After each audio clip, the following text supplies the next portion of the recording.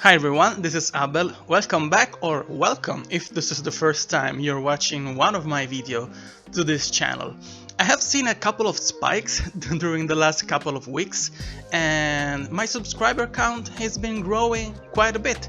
It is still a very small channel, but it is a very cozy place. So if you're a regular and you try to watch all of my videos, or if this is the first time, know that you're welcome, you're appreciated, you're safe, and if you enjoy science fiction and fantasy books, this is the perfect place for you. And if you want to see more video like this, consider subscribing, ring the notification bell, and like this video and share it. Thank you. 2024 has been a very strong year for me, reading-wise. I think it might be my best year during the last 10 or so years that I've been keeping track of all my reading stats and all of my changing tastes and all of my bookish obsessions. And I am saying this because I think that I've become more efficient in selecting books that I know I will enjoy on some level, but I'm also allowing myself to DNF so much easily the books that I'm not enjoying, so that I don't feel miserable while reading them. I don't wanna go through poor reading experiences anymore. So yeah, all the books that I've been reading I enjoyed. I think I just left behind just a couple of titles which I won't mention because I really don't have time to talk about books that I don't like. So if I'm speaking about a book, it is because I finished it, and if I finished it, it is because I enjoyed it, actively enjoy it on many levels, which means that I will also mention the things that I won't work in all the books that I've been reading, because the perfect book doesn't exist, of course. So let's start with the first one, which is Stone and Sky by Zach Diamanti. This is one of the books that I have actually a physical copy in my library, and it has been sent a review copy from the author. Zach, thank you very much. I love the book. It is looks amazing. It is very well formatted. It is a joy to read, and he also kindly sent me a companion slash collection of stories and of short stories that you're supposed to read along with the book, with the main book, because at the beginning of every short story in the Stone and Sky collection you have a description about where you should read that specific section, because you have a timestamp that tells you, for example, read the first one before chapter 1, or read the second one before chapter 5, and on and on. So if you have a good memory and try to keep track of those, you have additional information about the characters that have been introduced during the story. I don't think that those are mandatory, that you're supposed to read those chapters, otherwise you don't understand the story. I don't think so. I think that the novel works in and of itself in a pretty satisfactory way, but of course if you read that one too, you will have much more informations, and you will understand better certain motivations and certain things that happen during the main story. So I think it was a good thing that those parts were cut from the book, because even if those are not huge amounts of information, you'll see that that collection is just around 100 pages long, and it is pretty generously formatted, so it could have been even shorter. Would have made the book longer, but it would have made the pacing so much slower. So I understand why those were not included in the main story, or maybe they were written after. I don't know, but I think that the novel works, and if you decide to read the collection too, you'll have a better experience on the lore and personal stories wise, but you can read the story in the novel by itself. So what it is the story about? This is the inciting incident is a tragedy, because our main character, which is also a griffin rider, you'll see that in the cover, he goes through a very gruesome battle. He loses a lot of his companions, and at the beginning of the story you see that he is on and off of wakefulness, of conscious. He doesn't understand what is going on. He doesn't remember exactly what happened during the battle, during the fight, and then he is saved by a beautiful young woman with red hair and a beautiful smile. And it is very nice the way it is described, the mixture of different emotions, of conflicting emotions that the character has in that specific moment, because he's afraid, he's confused, and you'll see that he is very, very much battered, and he's about to die. So it is a very tragic moment, but then he wakes up.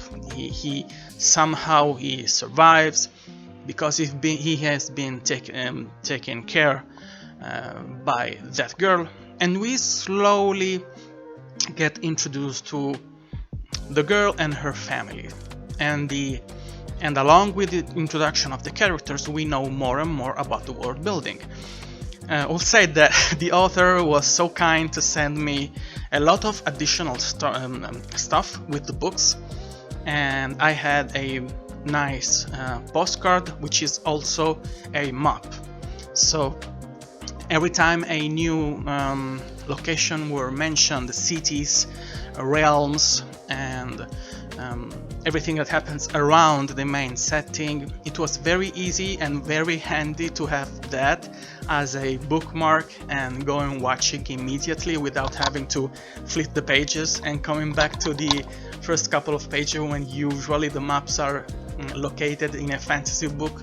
So it was fantastic, a very good idea. I wish that more authors did it, but I know that production wise, especially for indie authors, that's impossible, because you cannot add that kind of stuff that it's not immediately attached to the book, because we have limitations about production wise on Amazon. And what I do usually is that I have a tablet when I open up the website from the author. 99% of authors, they have their map uploaded on the website, so I go and check out. But that postcard with the moving map was a class act. It was very good and very, very fun. So the story is very classic. At the beginning of the book, you don't have a specific idea of where the plot is going for. There's this huge war between men and orcs, and men are using griffins for aerial battles, and orcs are using wyverns and dragons. But slowly, as you know more about the characters and the cities, and you understand the personal motivation of those characters, you see where the story is going. Especially when one of the main characters, which is an orc, it is introduced, because he is introduced as long. I think it's the same chapter or a couple of chapters with one of the main villain in the opposing sides. So, like every classic fantasy books, you will have a pretty clear idea of what the vibes and the atmosphere and the potential conflict will be. And I think this is one of the major strengths of the novel, because this is extremely classic, like something that it could have been a Dragonlance entry because of the aesthetics of it and the vibes of it and the atmospheres. But it has a much quicker and much effective pacing. It is very cinematic in a way, it is very bombastic, it is very modern for that. But it also have a few kinks of the classic high fantasy literature from the early 80s, maybe early 90s too, where, and what I mean by that, it's for example the narrator standpoint. You know, the standard modern point of view is third person, deeply internal. So you have just the point of view of one character at the time. You're in the head of one character, even if he doesn't speak in first person, he's not telling you in first person what's going on, but the narrator is very close. It's like having a camera on the character's shoulders with all the limitation of that. So usually a character will know just what he knows and will have to infer and to kind of try and figure out what other characters are thinking and what's actually going on, because it is a pretty realistic point of view. We have limitations, we know what we know and we learn what we learn. And at the same way, readers, we learn new informations and we understand just what's going on inside the head of that characters. Here we have a strange mixture. I wouldn't say we have an omniscient point of view or a omniscient narrator, because most of the time the perspective is inside the head of that specific character in every chapter. But sometimes this perspective, it goes farther. It goes away from the main characters and tells you things that are going on inside the head of other characters just in a few moments, and it is a little bit jarring, because when you have the classic third person we have in our modern high fantasy books, epic fantasy books, if we have a digression about what the feelings and the gestures and moves of other characters, they're always filtered through that point of view, from that specific point of view of we are following in that chapter, so that that character is interpreting what is going on with the others. He doesn't know specifically feelings and emotions and line of thoughts of other characters. He has intuitions, like in real life. We don't know what's going on inside other people's minds, even if we know them really well. But in the way many sentences are written down in the book, it's like the narrator is telling you exactly what's going on inside the head of other characters, when we are inside another point of view, if that makes sense. So it is a little bit jarring, yeah. and that's something that was really common many years ago, especially in the 80s, when we have an omniscient narrator, especially in the early books of Dragonlance, which immediately I haven't read them all. I think I've read just the first 2 trilogies, and that's what was pretty common. So for me it was quite jarring. Maybe for many readers they won't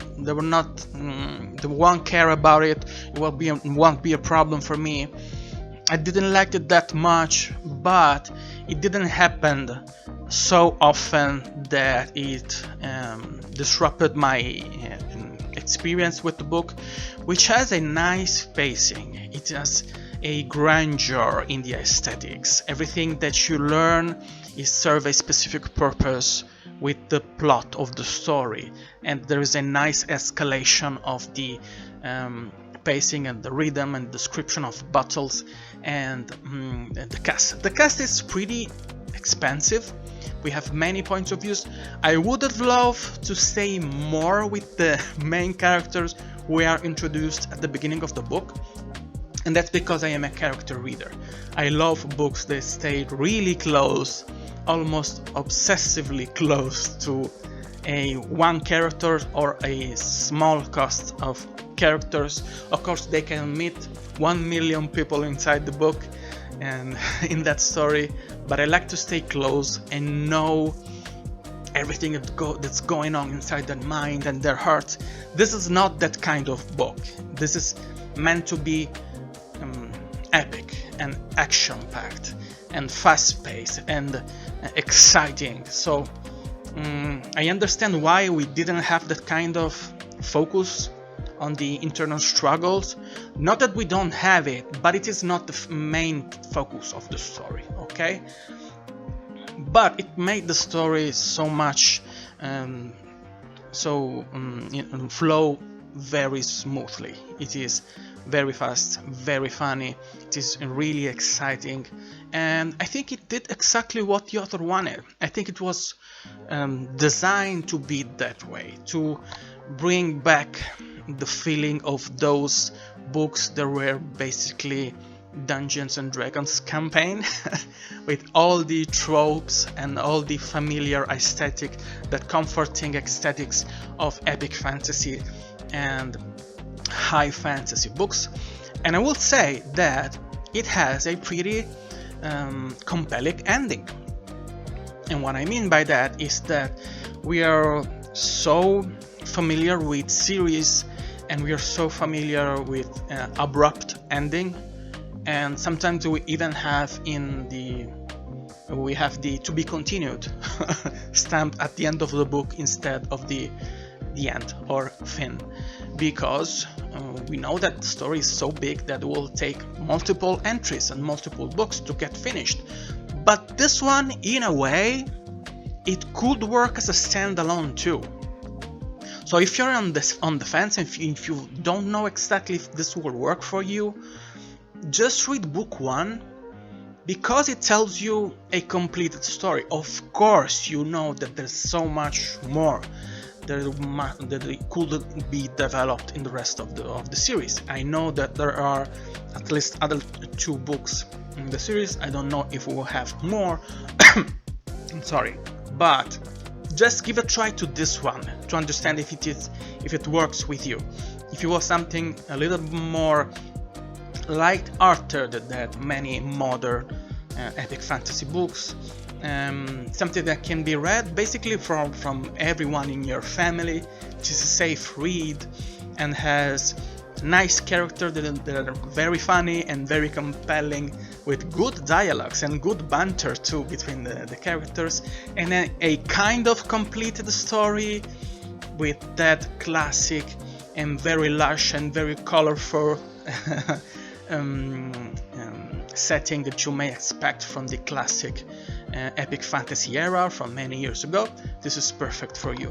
Give it a try. If you happen to read the Stone and Sky collection too, you will have a richer experience, but this is absolutely recommended. It was a great read, a great job, a great first book, and I have the feeling that the second could be even better. So I'm pretty sure that if you read book 1, you're going to read book 2 too. So because this is exactly what I'm going to do, you know. And if you check it out and if you read it, tell me what you think about it. Highly recommend it. Then another book that I finished quite recently is Waking Ursa Minor by Helen Righ-Pedersen. This one is an high fantasy and an epic fantasy that it is quite different. As much as classic and comforting was Stone and Sky, this is absolutely on the other side, because it goes on a very different direction for the vibes and the aesthetics and the setting. This is in a way like a Western society, a colonizing society, because it has aesthetics that recalls what we have during the colonization of America, and the sociological and political struggle of those two very strong civilizations clashing to own a place. We have that kind of tension, and the aesthetic is pretty close to that one, because the people that originally inhabited the main setting of the book, they look like American Indians. They are tanned, they're strong, they have long dark hair, and they have a very symbiotic connection with the land where they live. They have specific custom, they have their own morality about what they think is good and right, and interpersonal relationships and romance. On the other hand, you have Puritans, women forced to wear bonnets, to be extremely covered, to have little to no agency on their life, being forced to live as slave, basically. And when they have power, it is because they reach to gain it, being cunning in many ways. So you have that kind of juxtaposition, but it is mixed with the tropes of epic fantasy, because you have a prophecy. In the prologue of the book, you have something that happened many years ago, when we see the main villain, the way he was beaten and locked up, and you will see, of course you expect him to resurface in a way sooner or later, and you see how the main protagonist, this young girl, it is slowly revealed to be connected to this overarching story and what role she has. And we have the chosen one trope, but it is not the usual chosen one trope. It has been handled in a very peculiar and original way.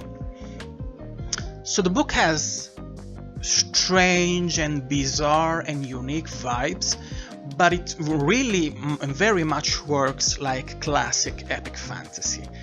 And it is also a very close coming-of-age story, with a very close focus on the main character and on the main villain.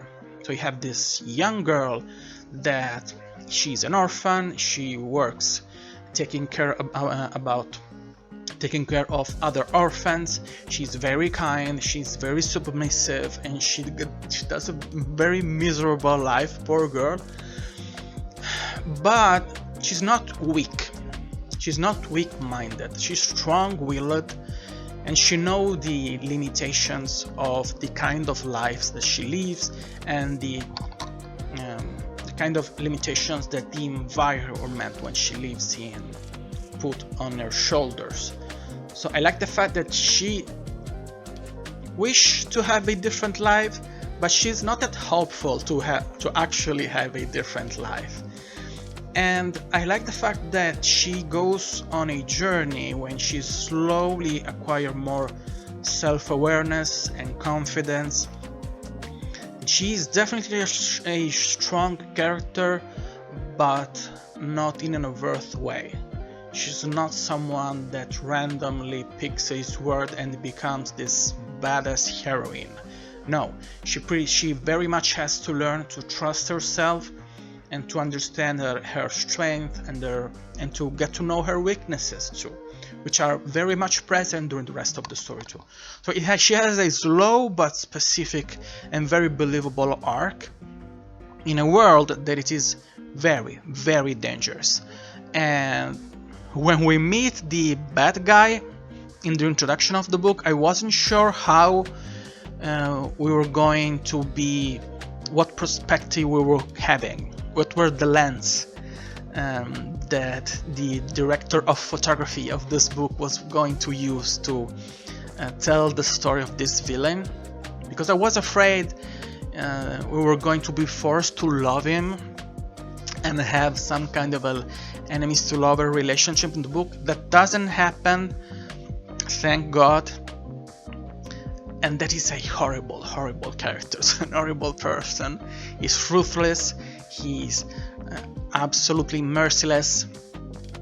He's a peak villain, and one of the best villains I have read during the last couple of months, and he has specific motivations that makes you understand why he is how it is, at least to a point, okay? Because when you do stuff like the thing he does, it is meant to be impossible to understand for normal people, okay? But he has a specific arc, and you understand where he's coming from, and that makes him so much scary.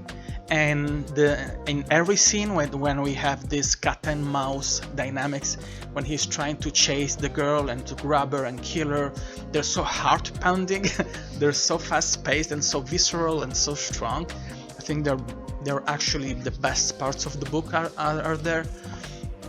So it made for a very deep and very compelling story, which is admittedly has a pretty steep learning curve, because you have to take in a lot of stuff, especially in the introductory part of the book, because the setting is so unconventional, because the dynamic culturally are understandable but pretty new on a high fantasy, epic fantasy context. So you have to be patient and you have to give the book time to develop the story.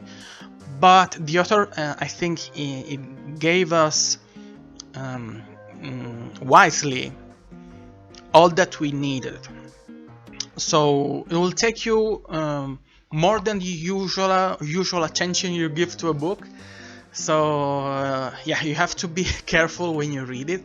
And the author was so nice to give me an extensive list with trigger warning, because it can be pretty hard to swallow many times. It's a book that goes hard and goes all in on it, on the tragedy and on the drama and on the conflict. It can be pretty gruesome too. I don't know if those trigger warnings are listed on our website too. Helen, if you're watching this video, tell us more. But if you're a scary cat like me and there are a few themes and a few things that you definitely don't want to read in a book, those trigger warnings are pretty useful. And if the author didn't share them, still didn't share those, I think that she will share it after this video, because they're really useful. Actually, they help me to be in the right mindset to read the book, okay, to know exactly what to expect from that one. I will say, finishing this review, that it is a strong book, it has a strong entry, it has an amazing writing style, it is very elegant, it is very well researched, it was a joy to read on that side, it is a very good story, a very coming of age story, but it has quite a bit of romance too. I wouldn't describe it as romantasy by any means, because this is an epic fantasy story, but you have quite a few relationships going on, especially because the main character meets different guys and she's interested in many of them. And the first one was particularly annoying because I think that it didn't went anywhere, and it was useful to make her develop, the main character, to try and understand the other cultures, to understand her place in the world, to help her becoming more confident. But at the end, it didn't sum up in anything important story-wise, plot-wise. And in the end of the book, you still have a lot of I don't want to spoil you the book. You'll see that there is a prevalent couple of chapter when this romantic subplot, it is quite important, yes, because it develops the rest of the story, it influences the decisions making of the main character. I think they were done in a tasteful way, but if you're someone that really doesn't love romance in fantasy books, this could be a deal breaker for you. And if you actually really love romance in fantasy books, this will make it infinitely better for you and much more interesting. So it's a good book, it's very well written, it is expensive, it is quite long, it will ask you to be pretty focused on it to understand everything that is going on, because especially at the beginning of the book it could be pretty obscure with a few of the terminology and to understand everything that is going on, but it is pretty rewarding at the end. And it is very original, so if you're searching for something that it is new and fresh and I'm pretty sure you have never read anything like it, exactly like it was for me. Give it a try. Definitely give it a chance, and then let me know what you think about it. And then I just finished, just yesterday, The Son of the Prophets by Brian Wilson. This is the second book in his science fantasy series that started with The Forsaken Planet. And if you're mostly a fantasy reader, this could be a very good way to try and taste something that it is not exactly fantasy, but a little bit more like science fiction, but it still have the vibes and the atmospheres and many of the trope of epic fantasy books. That's why this is appropriately categorized like science fantasy. In a way, it will recall you about Star Wars, because it has that epic feeling, that huge scale with humanity colonizing many planets, and planet Earth and Earthlings being involved in this intergalactic struggle. And it has a very hopeful, very bright attitude to our future, even if in a very gruesome conflict like the one that we have seen developed since book 1. I cannot tell you much about the story of book 2 because I will spoil book 1. I will say that this is definitely a better entry. I liked book 1, but it had a few issues for me in the introductory part, and then it is mostly a school setting book where the main protagonist and his friends from Earth, they have been conscripted to go on war to have their part in this intergalactic struggle. And there's a lot of learning, a lot of teaching and learning, because they have to use this specific power that is called Solara. And when people can manipulate elements, and they will use it to fight in this world. The specifics of this book, the quirk of the book, is that you cannot use those powers on Earth. That's why they call it the Forsaken Planet. And when someone finally is able to wield that power on Earth, something incredible happens, because that's part of a prophecy. That one day someone will do incredible stuff on Earth, and that one will be the son of the prophets, and which has a specific part in the political landscape of that world, which has a contemporary setting. So it should happen in our days, but it is on a intergalactic scale. So this book is better than the first one for me because it doesn't have that introductory part that didn't work. This one hits the ground running. It is much more fast-paced. There are much more actual battle scenes, because in the first book most of those battle scenes they were simulated because they were trying to learn to fight. But here the protagonist and his friends, they actively take part in this conflict, and they have different things to do. I like that we have more point of views, especially one that was just a side character in the first book, and another one which was even a smaller character that now it's much more prominent. I like the way every one of them had a specific voice. You didn't have you were never questioning who's saying this. You know, when you have multiple points of views in a book, if they're not handled properly, they can get really confusing because you don't know who's doing what. But this one, in this book, it didn't happen. Even when we were in the direct point of view of the villains and traitors, because there is a lot of political schemings in this book too. So it was much faster and much better paced, because it is very action heavy, but it is not overwhelming. You know, when you have 20, 40, 50 pages of fighting in many epic fantasy or science fiction books, they can be exhausting. But this wasn't the case, because we were very much connected with the characters. We knew their internal dialogues, their monologues.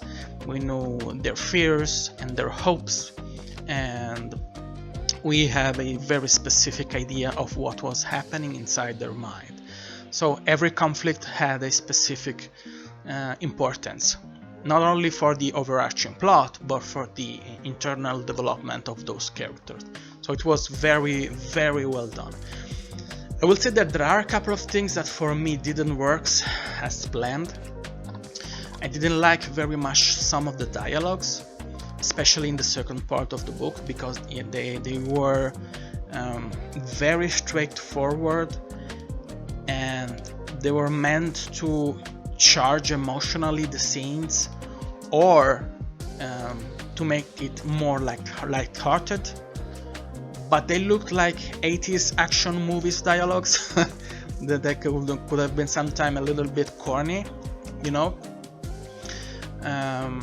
It didn't happen often, but when it happened, I was rolling my eyes a little bit. But I don't think they were so much of a focus for those parts of the book. So maybe you will fly through over those. They'll fly over your head, and you have a completely different idea. And there are a few specific decisions that the character made, especially Colton, our main character, that really don't make sense for me. And I cannot tell you what they are because they will spoil the book. But everything that doesn't work for me, aside the dialogues in the book, is on the political side of the story. Because of course there's action, there are battle scenes with spaceships, there's infiltration, a little bit of a spy story, but there is the political scheming too. So our main protagonist, it is put on an impossible position, and he has a lot of responsibilities, and he has to deal with the intergalactic politics and with Earth politics. So the way he approaches those political machinations, it really didn't work for me, because I couldn't understand on the written page why he was supposed to take those decisions, and the authors tried to give us specific motivations why he was doing those things, and why the other things surrounding him, the other politicians, they were accepting or opposing his decision. But sometimes I had the feelings that those politics, they're actually kind of reasonable and he was acting foolishly.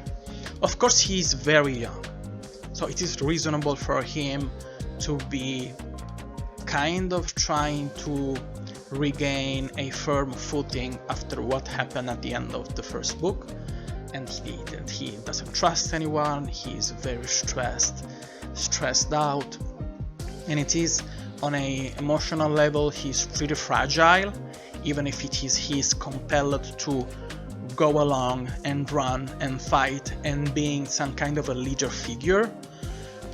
But many times I was telling myself, man, that's not possible. That's not the way things work in real life. So maybe this is supposed to be a way to show him the weak side of this character, to make him look fallible. So someone that is not a get-it-through, that everything that he does works, but it still didn't work for me. So the action and the epic side of the book is very, very strong. The relationship between the main characters are very strong. The villain, especially one, we have multiple in the book, they're very well rounded. There is a nice development on the world building and on the lore side of the book, because we know more and more about the origin of humanity and the origin of those prophets that we have on the title, who they were, what they decided, and the consequences of those decisions. They were very compelling and very well done. So the book is, all in all, better than the first one. It still has a few pretty glaring and pretty apparent weaknesses, but it wasn't enough to hinder my experience. It still was a very enjoyable book that I flew by, even being a specifically and a spectacularly slow reader. So if you enjoyed book 1, you will love this. It will be an amazing experience because it is so much better than book 1, which was a good book. Okay, so absolutely go and read it and let me know what you think about it. So what I'm reading right now, the first is Pathlighter by Rob Leigh. And I want to shout out the book because this is a review copy that the author decided to send me, and I'm always so grateful. If you're an author and you want me to review your book, the first suggestion I may give you is to keep an eye on this channel. So to see what I like, the specific things that I enjoy reading, so that you can understand if your book is a good fit for me. If you're in doubt, just send me a message, a DM on Instagram or on Twitter. Hopefully we'll be both a good fit for each other, and your book will be a good fit for me. But just keep an eye on the channel so that you know if that can actually work for me. And this is right in my alley. This book gives me, for some reason, Mistborn vibes in a strong way.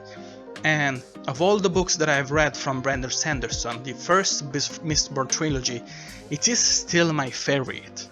And I know that for many people this is blasphemy, because if you're a Brandon Sanderson fan, you're supposed to love World of Radiance above anything else, but that's not the case for me. Mistborn is still my favorite trilogy, and this gives me those vibes of political intrigue and action, and the city settings, and the fact that the main character is actually able to control fire. Yeah, the book looks gorgeous, and I can't wait to dive in more and give you a review. The little that I have read about it and the first chapter or two, they're very well written. So yeah, I think this will be a win for me too. And then I have a review copy for Dark Town. This is from Palmer Pickering. It's not out. I think it's out at the end of the month. And this is a lit RPG book. Admittedly, I know very little about lit RPG books or progression fantasy, and they should work in a way like video games work, because the main protagonist is supposed to become stronger and stronger, completing quests and completing levels like a video game. But it's not like something like Ready Player One, when someone from our world enters a literal video game, a simulation. This has a high fantasy, medieval fantasy setting. So the main protagonist is a girl that works in a tavern, but there's this tradition in our city and all the other small cities around, when all the men, mostly men, go on a game that it is set in the caverns underground. It is a tradition, but it has a dark outcome, because many of those men, they never come back. So there's a mystery of what's going on, and everyone who enters the game, it is because of the end of the game, because you hope to find riches and to battle a dragon, I think. So yes, it is something completely new for me, because I'm learning the tropes of this genre and what you're supposed to expect from that genre with this book. So this is a completely new experience for me, and it is very exciting. I will say that the first couple of chapters are very funny. It is very light-hearted, especially Halfpint, which is a goblin that is a shapeshifter, and it turns in a cat. It is very funny. It is a very nice characters. So I will give you a review of this as soon as I finish, and I may or may not be involved in an event for the launch of this book, but I don't think I am allowed to say much more about it. I will tell you more when I'm allowed, if I'm allowed. And yeah, just follow this channel to know more about Dark Town. And thank you to Palmer Pickering for this amazing copy that has a lot of beautiful illustration inside. This has production level from that will be comparable to those special editions that you have on Kickstarter. I cannot imagine how expensive it will be to pay for all of those artists, but it is a beautiful book on the inside. So yeah, I told you too much about Dark Town. That's all I've got for you reading wise, but I have a couple of very good news and announcement. The first one is that all my written reviews are exclusive from now on to the SFF Insider website that you will find in the description box. It's a beautiful website when a lot of other reviewers and authors post their reviews about books and other bookish contents. There is high quality material.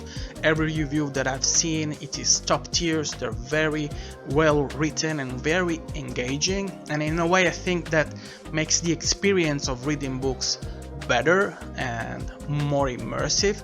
So check that out. All of my reviews will be exclusive to that website, and then they will slowly trickle to Goodreads and Amazon too.